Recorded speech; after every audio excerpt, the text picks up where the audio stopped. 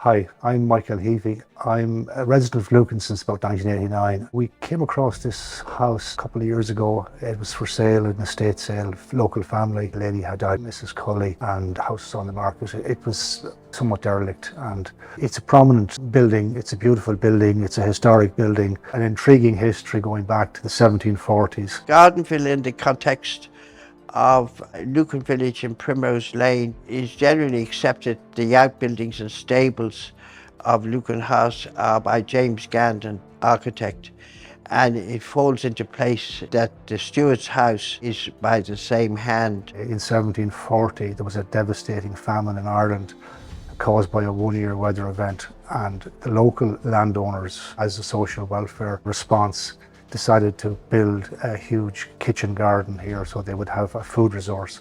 And to do that, they needed a gardener and they provided accommodation. So this house is basically the result, I think, of the 1740 famine, or it was around that time anyway. But this house remains. This house was the steward's house or the gardener's house for Lucan House. This little house is a sort of an intrinsic part of the history of the village. Absolutely needed to be saved and preserved. My name is Mark Charles.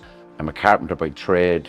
We basically do full restorations of old buildings, second fix, first fix, roofing, basically all aspects of carpentry and construction. He had told me that he was interested in buying this house, so we come out and surveyed it with an engineer. I personally surveyed it myself.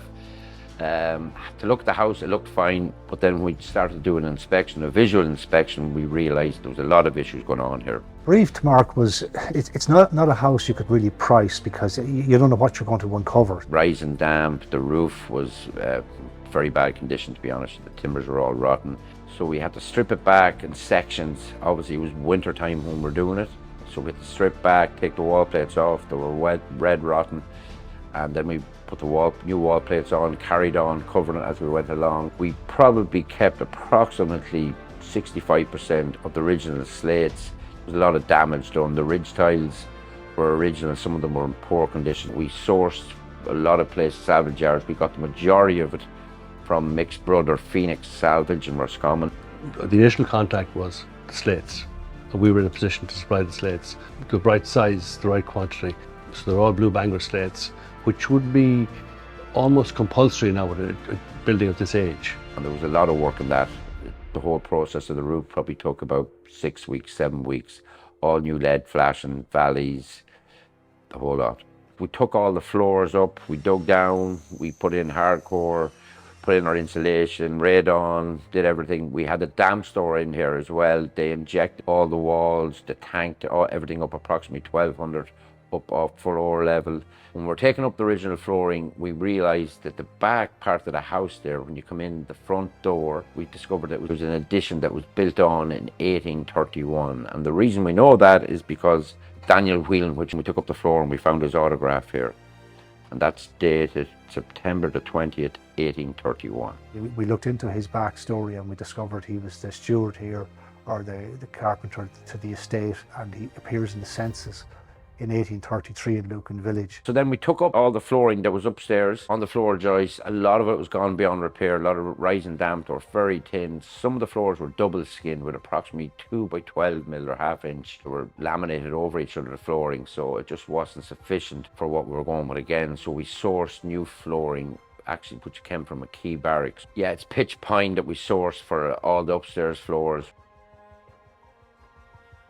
For the downstairs, between all the flooring, we were able to do the living room and the study in the original flooring. We've supplied flooring, some of the joinery work, architrave, a couple of doors, some of the shutters. Because it's a listed building, all the windows had to be kept, so we had to get them fully restored. A lot of them were in pretty bad shape now. The whole thing about these windows is that they're balanced properly. The what? They're balanced, yeah. So they'll slide up and down properly. But we got them back, glass repaired. But to make sure you get the most open as possible. I'm 32 years doing these now. Yeah. And the thing is, I never took out a window that was balanced properly. Right. They were always overweight. Yeah, they get stuck on one side or the other. Yeah, they should slide up nice and... Just slide up and stay up. You can have a window balanced properly. And what can happen is, if the cord is too long and the weight is not... won't go up. And it's the opposite on the top sash. Then all the shutters around the windows, they were never working properly. We had to address them, get them working again. We had to put on new architraves and stuff like that. There was an awful lot of work involved in that. The three main doors downstairs are the original doors. We had to extend them in height because the door openings years ago, the people were a lot shorter, so we had to extend them by approximately 200 millimeters in height. But they're all the original doors. Upstairs, there was two original doors. The rest of the doors from Phoenix salvage. To make a door, just as an example, would cost a lot more. Reproduce a door like that could cost £600, whereas we'd supply it for maybe 300. That's part of the attraction as well, but it's matching the sizes and the look. Could be 6-panel or 4-panel door. These are all part of the challenges. But I would say to people, get a sympathetic builder, start at the top, and don't put any door frames in. A door is a piece of furniture, and it makes a huge, if you have a new door in an old house, it jars. And remember, the first thing you put your hand on, you open the door, the house looks good, it looks original. If you have a new door, no matter how good the door is, it looks wrong. We do antiques as well, like the fireplace, anything old, anything of quality. And you usually, because of the years of training to make these pieces of furniture, the quality is there and the timbers were there. We have some of the best furniture in the world in Ireland. The stairs, as you can see, there was a lot of work on it. When we first came in, it was all subsiding. It was covered in carpet, but when we took them up, we realised there was lovely boards there. We did spend approximately 2 weeks on that stairs. We had to open it up. Initially, the bottom section here was all closed in. It was more for storage. There was no ventilation at one point, so we actually opened it up from the underside. We had to literally jack it up with a 2-ton jack. Glue it, brace it. We put support walls underneath there, knee walls. Even to preserve that stairs, the amount of time that took to do it correctly, it's like absolutely painful time-wise and absolutely painful financially. But we have the old stairs there, and it's good for another 250 years, hopefully. There was a lot of wear, so we replaced the nosing on nearly every tread or every step. 300 years of wear, that's what's going to happen. So we replaced all them, and then we got it all stained back and got it professionally sanded, and that's what you have here today. We think it's the heart of the house now, to be honest with you. Kitchen, the layout has stayed the same. There was only really one way you could go about it. We got a local guy, Stuart Feely from Mullingar, SF Kitchen. He installed the kitchen with quartz countertops. It's bespoke. He sprays it, does all the work himself. Him and the client went through the specs, and that's what we come up with. We think it came out well. The people who live here have to pick, the colour schemes and bits and pieces. But overall, the fabric of the house has been preserved, diligently preserved, essentially. And after that, it's not a museum, it's a living space. So people who live in it have to be comfortable with the decor. And it's their taste, it's not mine.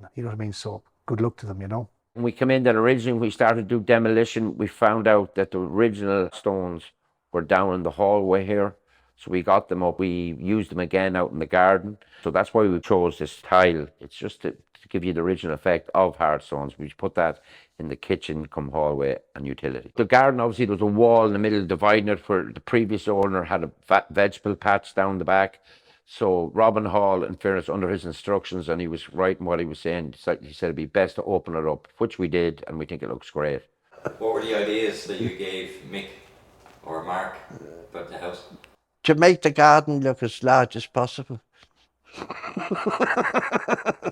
Which I think stands to it, really, doesn't it? The garden office evolved, to be totally honest. Yeah, initially we were just going to stick a standard cladding roof on it, just have one door into it, no windows, no nothing. And then Mick, while we were down there, Mick decided we might as well turn it into a garden office. So we went all out. So we took up the floor, we put it in the underfloor insulation in, we poured concrete, we put warm board on all external walls. We shuttled ring beams, and then we clad the whole thing. There's 26 solar panels up there at the minute, but yeah, that's what we went there. The garage, it was just a footprint there that hadn't been used in approximately 40, 50 years. There was wall built up approximately a metre high.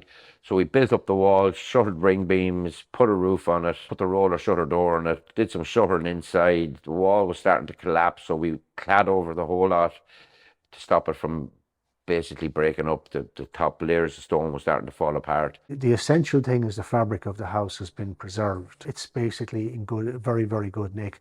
New roof, new walls, new ceilings, new floors, recycled floors, recycled doors. We haven't altered the building. We've modernized it and brought it up to current standards. It's part of the essence of Lucan Village, and it's a privilege and an honour to be able to partake in its restoration.